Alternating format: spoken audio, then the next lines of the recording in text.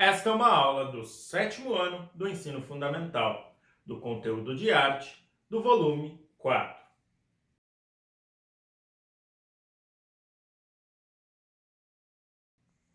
Olá, tudo bem? Meu nome é Heitor, o seu professor de arte. E hoje nós vamos falar de classicismo, porém nós temos que tomar um grande cuidado.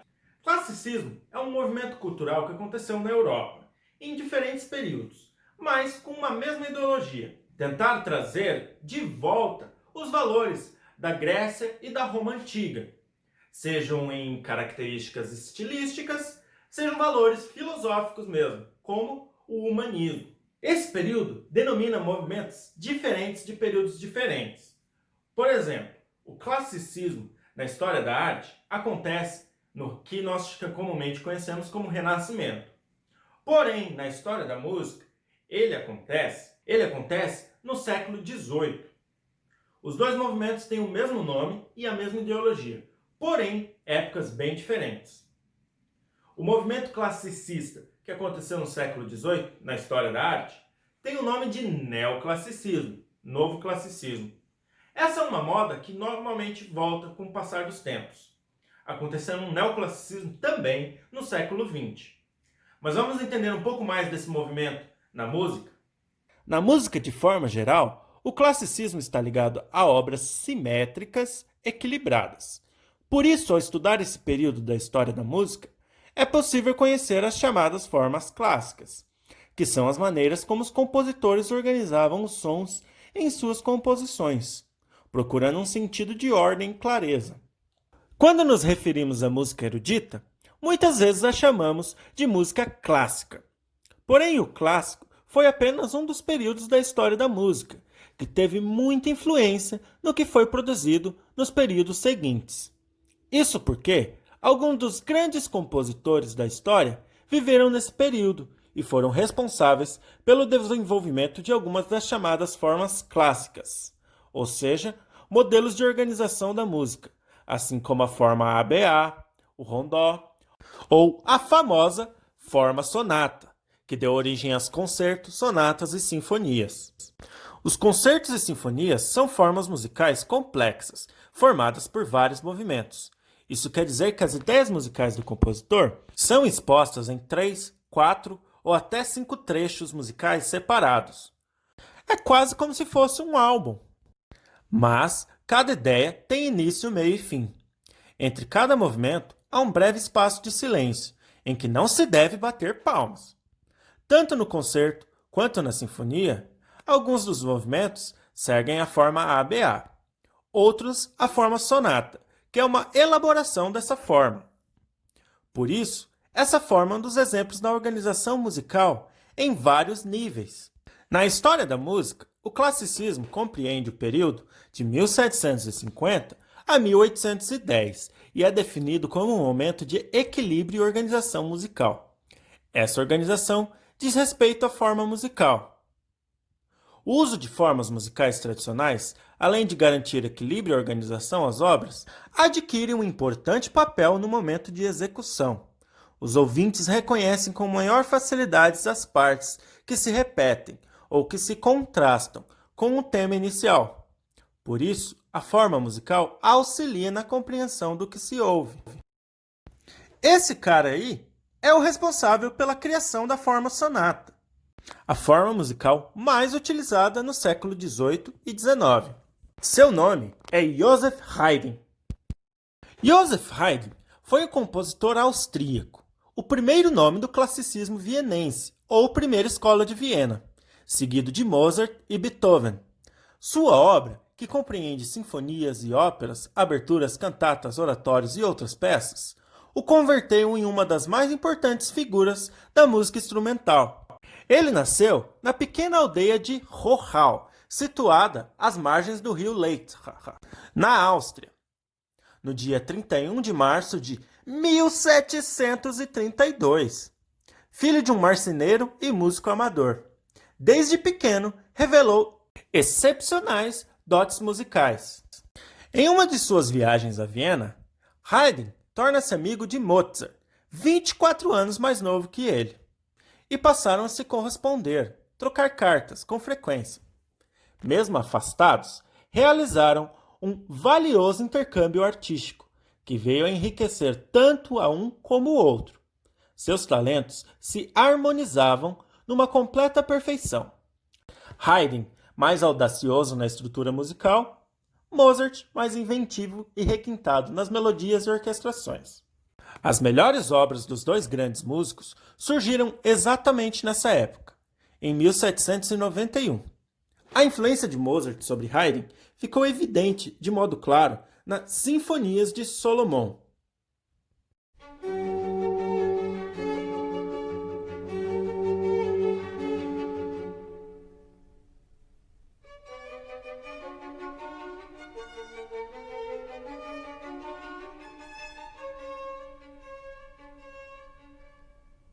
Certa vez, Haydn disse ao pai de Mozart: "Considero seu filho o maior músico que já ouvi."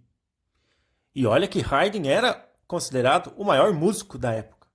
E, ao contrário de Mozart, fazia um tremendo sucesso internacional ainda em vida. Já Wolfgang, o amado de Deus, Mozart, que viveu entre 1756 e 1791, amado de Deus era um apelido, porque ele tinha tanto talento musical que acreditavam que só podia ser divino. Ele é considerado um dos gênios da música. Ele nasceu em Salzburg, na Áustria, no dia 27 de janeiro de 1756, filho de Leopold Mozart, um músico da corte. Com apenas 4 anos de idade, Mozart começou a estudar música. Compôs a sua primeira obra aos 5 anos de idade. A peça se chama Minueto em Sol.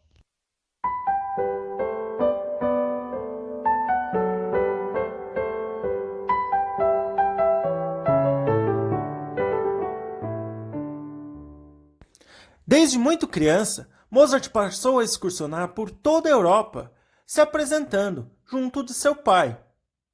Ele ganhou o título de criança prodígio e todos ficavam maravilhados com sua incrível técnica, mesmo com tão poucos anos de idade. Este é Ludwig van Beethoven. Sim, Beethoven não é só o nome do cachorro, é o nome de um dos compositores mais conhecidos de todos os tempos. Mas a gente vai falar melhor dele na próxima aula. É porque o Ludwig van Beethoven pertence aos dois movimentos, ao classicismo e ao romantismo, tendo ele iniciado o romantismo na música. Por sua vez, o neoclassicismo tomou forma nas artes plásticas. Enquanto isso, nas artes visuais, também ocorria o retorno ao clássico. No final do século XVIII, entre os anos de 1750 e 1820 nas artes visuais, ocorreu o retorno às referenciais de representação do período clássico da Grécia, que compreende representações perfeitas da figura humana, formas simétricas e figuras em posicionamento estático. Esse retorno resultou em simplicidade e equilíbrio, fatores que ganharam espaço em representações com características ilustrativas, o que se pode ver em pinturas e esculturas da época, e como obras dos pintores Jacques-Louis David, Rafael Sanzio e Michelangelo, entre outros. O pensamento objetivo materialista dos gregos sobre o mundo se refletiu de modo considerável na arte desse período, principalmente na arquitetura e na escultura, que tinham como base o equilíbrio, a harmonia, a ordem e a moderação. Os artistas transpunham na arte seus ideais de glorificação do homem como o centro do universo, o antropocentrismo. E mesmo que muitas esculturas representassem deuses, estes sempre serviam para a satisfação dos próprios homens. Observe atentamente a escultura intitulada Davi, de Michelangelo. Essa estátua, talhada em mármore, pesa 5 toneladas e meia e mede 5 metros e 17 centímetros e demorou 3 anos para ser finalizada. Note a mão e o rosto do personagem representado. O que mais lhe chama a atenção nesses detalhes? Já no Brasil, a arte neoclássica tem seu ápice a partir da segunda metade do século XIX, quando artistas começaram a retratar em telas de grandes dimensões cenas históricas e seus heróis. Um dos artistas que se destacou nessa época foi Pedro Américo. Ele pintou a obra Independência ou Morte, que representa um fato importantíssimo para o cenário histórico brasileiro, a independência do Brasil. Processo ocorrido no período entre 1815 e 1823, quando o Brasil se emancipava do Reino de Portugal. Essa conquista é comemorada no dia 7 de setembro, data em que, no ano de 1822, Dom Pedro I teria dado o grito da independência às margens do Riacho do Ipiranga. Pedro Américo nasceu na Paraíba em 1843 e, desde pequeno, demonstrou interesse pelo desenho. Em 1852, participou como desenhista da expedição científica do naturalista Louis-Jacques Brunet. Depois, no Rio de Janeiro, estudou na Academia Imperial de Belas Artes, onde obteve muito êxito, o que lhe possibilitou uma bolsa de estudos na Europa. Lá, estudou na Escola de Belas Artes de Paris e foi aluno de vários artistas, entre eles Jean-Auguste Dominique Ingres. Em 1864, o artista retornou ao Brasil.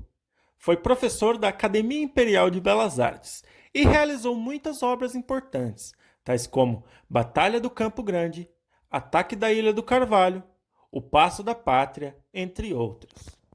Sua atividade será a seguinte: você deve pesquisar algumas obras famosas do período clássico da música e do período neoclássico da arte. Pode ser uma obra de cada linguagem. Espero que tenham gostado e vejo vocês na próxima. Tchau!